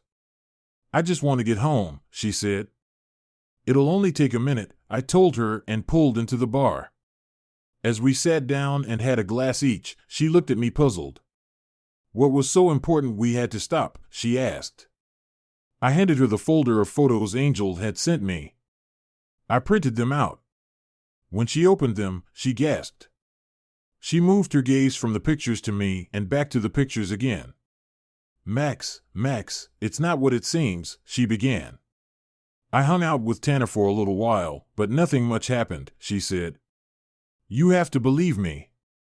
I withheld one photo, a picture that made it clear what they were doing." "Did nothing really happen?" I asked. She was sobbing. She told me how sorry she was. She said things had gotten out of hand. Tanner was aggressive and persuasive. He made her feel young again. "We can get through this. It'll never happen again," she said, and so on and so on and so on. I had been waiting for this. "Anna," I said with calm, controlled anger, "I'm not sure you realize how deeply you've hurt me. I hope one day, and it will probably be soon, you feel the same pain." I told her, "Max, I'm really, really sorry," she sobbed. "Can't we just go home and try to work things out?" she pleaded. "Yeah," I said, "it's time to go home," and off we went. For the rest of the trip, I didn't say anything. Anna sobbed and begged for forgiveness. I remained silent, wondering at what point Anna would realize that things had changed. It didn't take long. "Max," she asked as we got closer, What's going on?" She saw heavy equipment and a house razed to the ground. She continued to stare into the twilight as if she couldn't believe what she was seeing. I remained silent, waiting for a reaction. Max. Her head swiveled between her changed appearance and me. "Where is everything?" "My house, my office, my gardens," her voice rose. "I decided to develop this estate. I got a good offer for the land," I told her calmly. "They're going to build 28 houses. I got a very good price. I think it will work out," I told her with false enthusiasm. "You sold our house? What about my gardens? My business?" She was furious. And then it hit her. "What about my TV show?" she wailed. I shrugged, raising my palms to the sky in an "oh well" gesture. Anna walked through what had once been her garden. Pieces of once neatly planted shrubs and flowers mingled with the damp earth that had been loosened by heavy machinery. For several minutes, she just stood still, contemplating the changed landscape. "Did you do this to hurt me?" she asked. "Is this my punishment?" she shouted at me. I remained silent. "Answer me! Answer me, you goddamn bastard," she shouted, and then she collapsed into a sitting position, tears streaming down her cheeks. She was probably in the same pain as I was. I felt absolutely no sympathy. "Did I hurt you?" I asked with exaggerated disbelief. "We're married, and you're flying off to Hawaii while I'm taking care of my sick father and having fun with my best friend," I told her. When I found that out, I realized my life had changed forever. With that, I decided to make other changes as well. "Your stuff is in this pot," I pointed to the closest one, "and here are your car keys." I held out the keys to her. "I need to get to my folks. You may have to stay with your family," I told her and started walking to my car. "Max," she shouted. "Well, this is it. You ruined my garden, ruined my career plans, and now you're just walking away. Is that all our marriage is worth?" she asked. I turned to her and stared at her. Don't you dare question my commitment to our marriage, I told her. We talk about everything but not to, and I left. The next morning at the office, I told Yasmin everything that had happened. She knew almost everything. I also told her that Tanner would be calling and for her to act as my gatekeeper. Yasmin also confirmed that we never received a check for the insurance payment from either Tanner or Texas Pacific. Their insurance was officially canceled last Monday, 3 days before the house fire in Wine Country. The Yamhill County Fire Marshal paid me a visit mid-morning. Somehow, probably through Tanner, he was informed that I had been at the house on Thursday, the day of the fire. I told him that, yes, I was there. I was picking up papers at Tanner's request. He asked if I noticed anything, if I smelled anything, if I looked any different. I replied that I had only been in this house once a few months ago, so I had nothing to compare it to. But no, I didn't notice anything out of the ordinary. I then asked if they had determined the cause of the fire. Nothing official yet, but he said it could have been a spontaneous combustion. I furrowed my brow and looked at him with a confused expression. Spontaneous what? I asked. He went on to explain the properties of spontaneous combustion. I nodded, asked a few curious questions, and then he walked away. That was the last I heard of the fire department. I asked Yasmin to handle Tanner's claims against Guarantor, the company we represent for property and liability insurance. I didn't want to be involved in this case. My anger at Anna was overshadowed only by my anger at Tanner. Tanner kept trying to reach me on both my cell phone and my office phone. I ignored the cell phone, and Yasmin was rejecting calls from the office. He seemed to be getting more and more desperate. Yasmin began the process of getting an insurance claim through Guarantor for Tanner, but if I had known how insurance companies work, it would have been difficult to get a claim with a late payment. After numerous attempts, I finally accepted Anna's early morning phone call. "Max," she said, "we need to talk. I'm so sorry. I love you so much. I need you," she continued. I decided that this meeting was inevitable. I was still in a daze from her betrayal, but I wanted to understand it. What she was doing to Tanner during what was supposed to be our second honeymoon was more than unacceptable. "Okay," I agreed, "let's meet at the Coffee Clutch in Old Town at 4 in the afternoon." Having said that, I hung up the phone. When she had already agreed to meet, we met without a hug or any physical interaction. She kept looking at me as if assessing my state of mind, angry, sad, forgiving. She wanted to see where I was going with this. I decided to begin. "Anna," I began, "when we first met, you of all people knew how much I had been hurt by my relationship with Mia in high school." "I know, and I felt so bad that I dashed." She interrupted me. I held up my hand. "Anna," I said calmly but with irritation, "let me finish. You'll have your turn, but I think it's important for you to hear where I'm going with this." She nodded her head in silent assent. "After Mia," I continued, "I pretty much decided to live my life as a hardened bachelor. I went on dates, but nothing serious. But then you came along. You cheered me up. I thought you understood. I trusted you. I thought I was healed. And now this. You cheated not only on me, but on your ex-boyfriend, my best friend. I'd be very curious to know why," I told her. She went on for a few minutes about how sorry she was and what a big mistake it was. I looked at her with a stone face, trying to find some forgiveness. Then she told me the story. She was excited about going to Hawaii, even though I wasn't there. She said the sounds, sights, and smells reminded her of how wonderful our honeymoon had been. She was in a good mood. Tanner picked her up at the small airport in Lou. On the way to Koloa, he took her past a construction site. She said she was surprised at how little had been done. Still, Tanner remained optimistic about the progress. They drove to the Sharon Hotel, and Tanner insisted on taking her to dinner that evening. He picked her up at 7 o'clock, and they went to a local establishment, Coco's Paradise. She was in a good mood. He was in a good mood. And apparently, the tropical drinks were flowing like a river. Tanner started talking about the old days. After dinner, they strolled along the beach in front of the Sharon Hotel with their shoes off. Tanner continued to reminisce about their past relationship.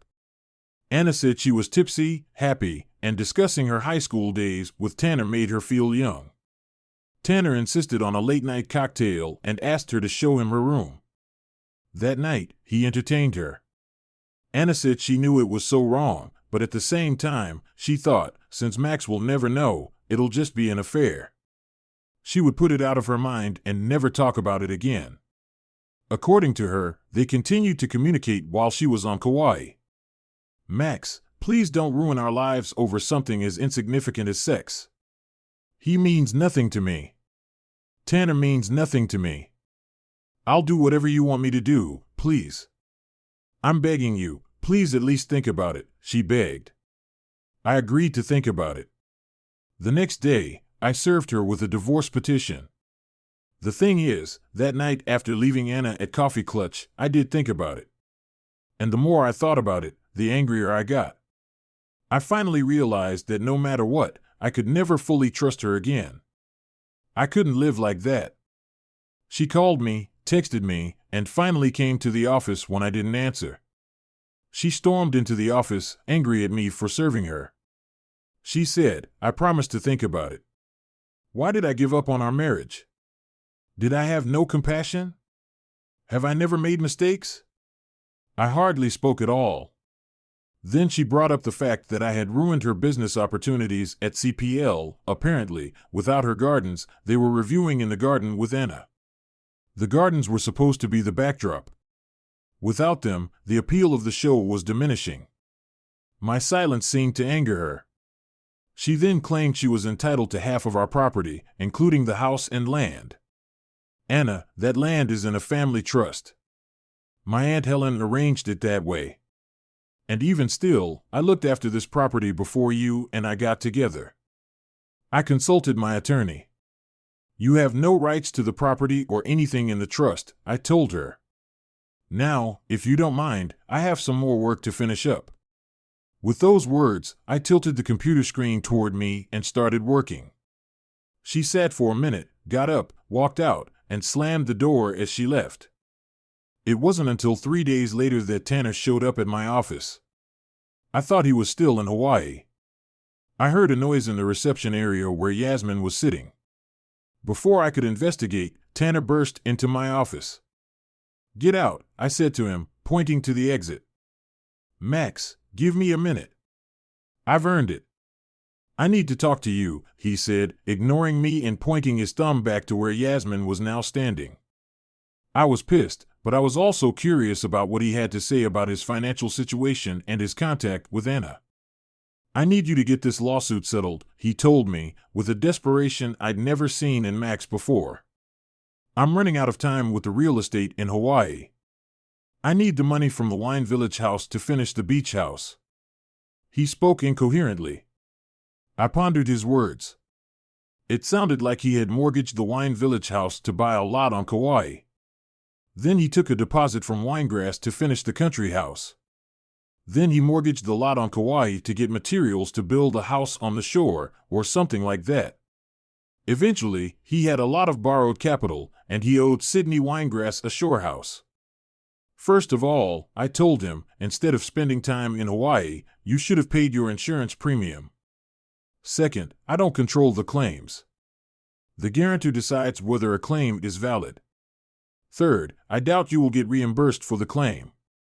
Your policy was canceled for lack of payment. Finally, get out of here. I never want to see you again, I told him. Max, he started, and really turned on the charm. Look, the deal with Anna was nothing. It was just for old time's sake. It didn't mean anything. She loves you. You're all she talks about. He was really pouring it on. Get out, I growled. Finally, he walked away. I thought about what he had done.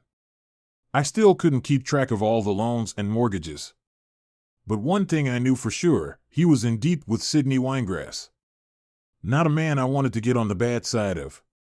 Life over the next week or two went on as normal.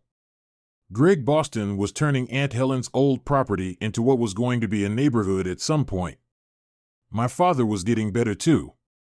Anna had gotten a lawyer, and our lawyers were sorting through the property, gradually unraveling the financial components of our marriage. The emotional part was like a dark cloud engulfing me. Surrounded by other people, I tried to stay upbeat and positive. But when I was alone, it was very difficult. I had dark thoughts, mostly about Tanner and Anna. I decided to see a psychologist. Gradually, faint glimmers began to appear in my life, approaching positivity. One evening, a few weeks after my last encounter with Tanner, I met up with a couple of friends for drinks and food at a casual restaurant outside of town. Heading towards the dark parking lot, I began to think that maybe my life would become normal again. As I approached my car, I noticed several people near where I parked.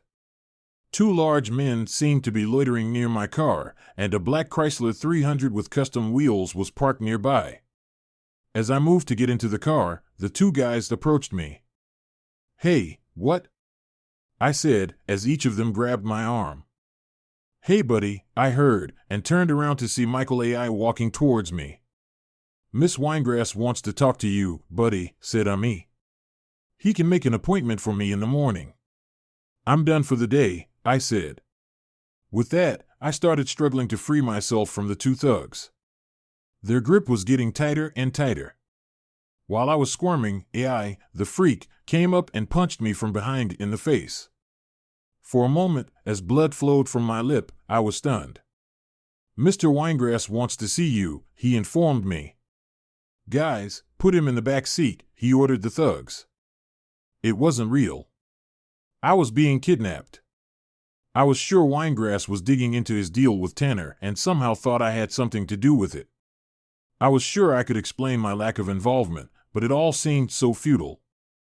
I couldn't ignore the fear I was feeling. Our destination was an old building in an industrial part of downtown, not far from the docks. It was deserted at this time of day, and there were no interested observers coming to my aid. I was dragged into a dark basement. I noticed that the egress windows here were boarded up. There was a musty odor, and water dripped down the stone walls in places. Soon, I noticed something else. Tanner was sitting on a wooden chair, taped in the shade.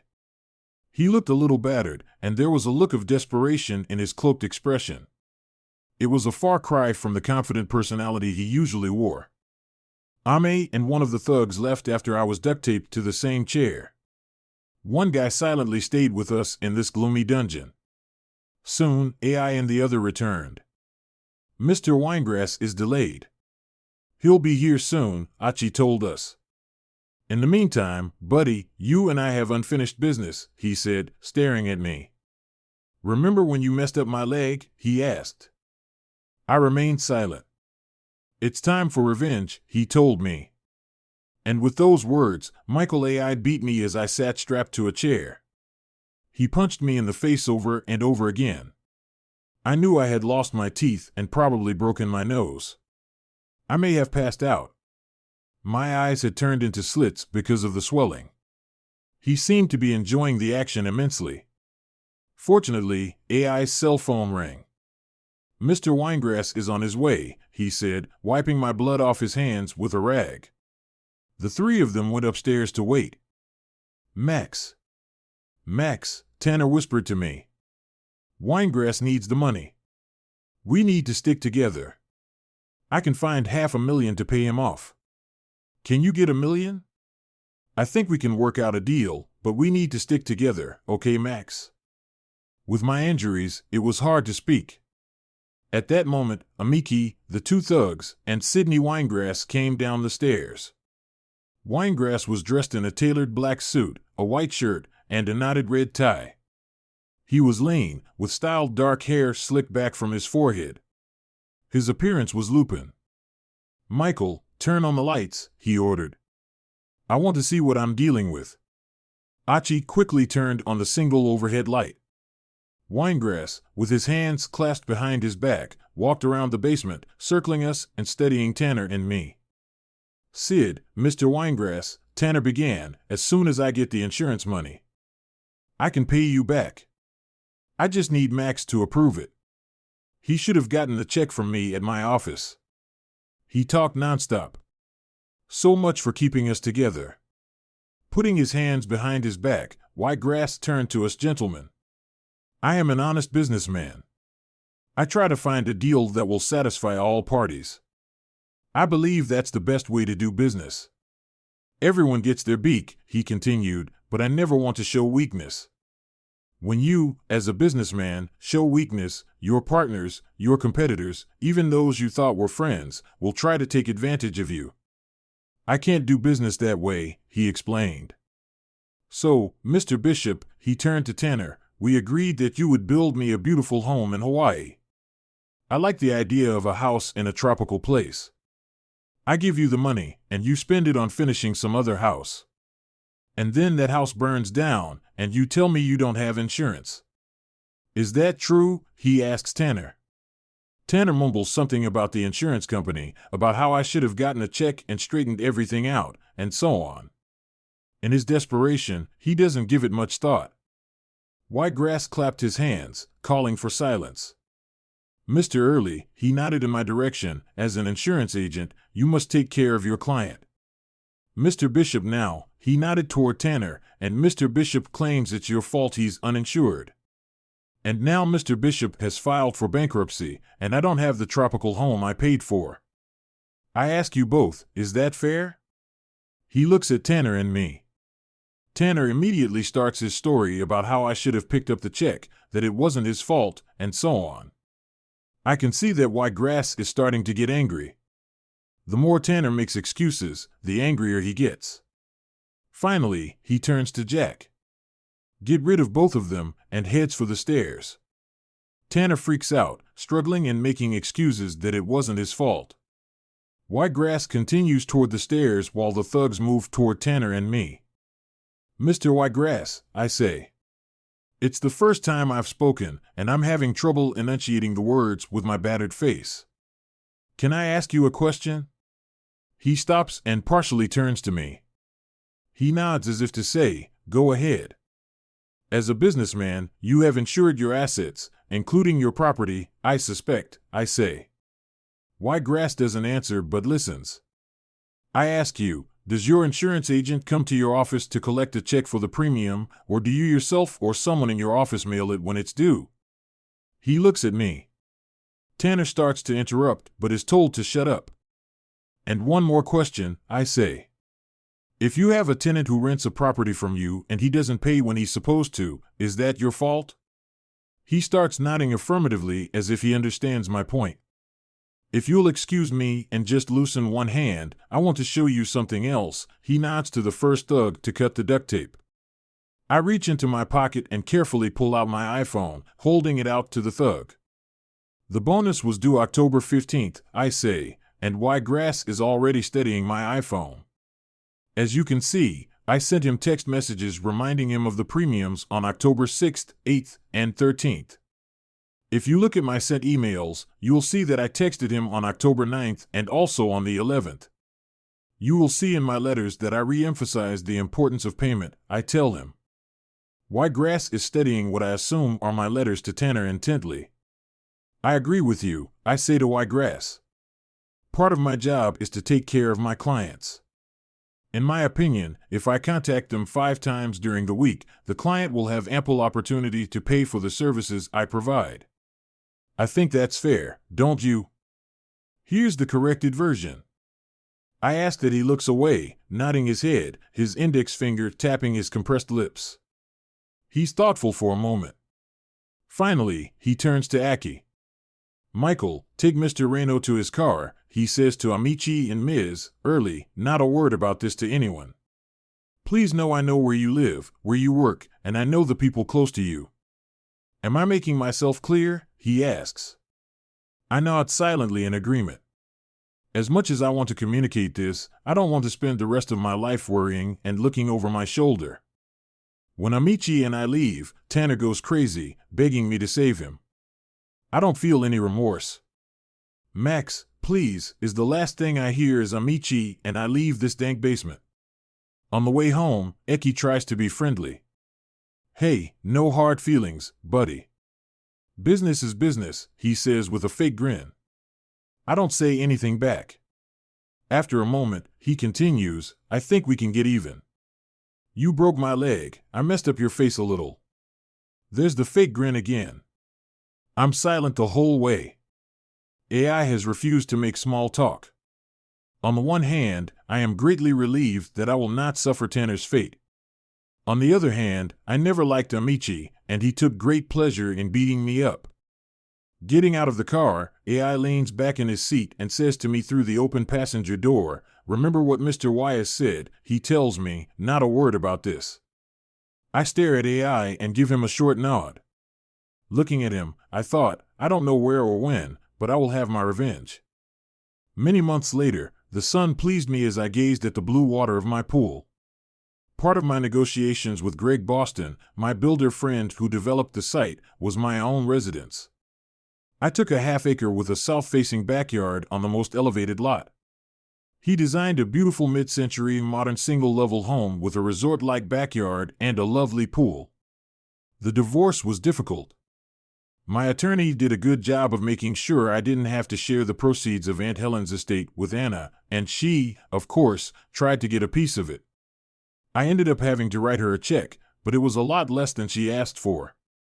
From what I hear, she's still bitter about it. My thoughts, as they often do, return to our relationship. For some reason, I was reflecting on the night Anna, Tanner, and I had sat and discussed our individual dreams. As it turned out, neither of us got what we wanted. Tanner wanted to be rich, Anna wanted to be famous, and I just wanted a quiet life with my business and wife. Tanner wasn't rich, and it was unlikely he was even alive. Anna, at least for the moment, was not famous. The opportunity to work with KPL was gone. One thing I remember from our reflections was that I said I would never be rich. I was wrong about that, too. After selling real estate, I quickly became a multimillionaire. And, of course, I didn't have the peaceful existence with my wife that I so desired. At that point in my life, it bothered me at times, but I had already come to terms with my bachelorhood. At that moment, I looked up and saw my new topless girlfriend emerge from the far end of the pool, water running down her pointy nipples. I smiled. Max, young Brittany asked, can you put some sunblock on me? Yes, I smiled. I'm making a pretty good bachelor epilogue. The ballroom was bustling with activity, everyone dressed in elaborate evening gowns. My companion, Kai, was stunning in a black miniskirt. There were dozens of round tables all around the hall. The annual Children's Charity Ball was one of the major social events of the year. At the far end of the hall, I saw Sidney Wyeth with an attractive woman who was at least 10 years younger than him. I decided to walk over to his table and shake his hand. He didn't recognize me at first.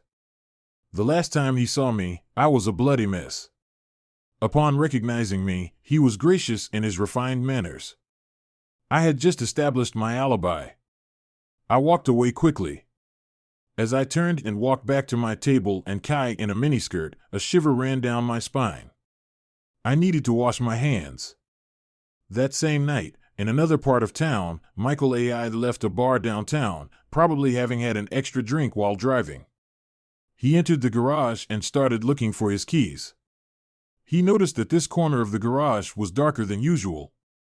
He also noticed a short, SW-worthy man, his face obscured by the darkness, leaning against the front fender of his Chrysler. "Chief, move over," he said to the man. With those words, the man stood up and stared at AI. Just then, two more men appeared out of the shadows. The first blow was like the strike of a whip as the smaller man struck a lightning-fast blow, then another, and another. AI didn't stand a chance. As the first man continued to kick the lifeless Eki, one of his companions whispered softly, "Angel, vámonos, we have to go." The end. Greetings. If you found these contents valuable, please consider sharing them with your friends and family. Additionally, if you've enjoyed this video, a simple click on the like button would greatly support our podcast in reaching a wider audience, as YouTube's algorithm favors such engagement. Subscribing to the channel for notifications whenever new content is uploaded is also highly encouraged. Thank you sincerely for your support, and may you have a wonderful day.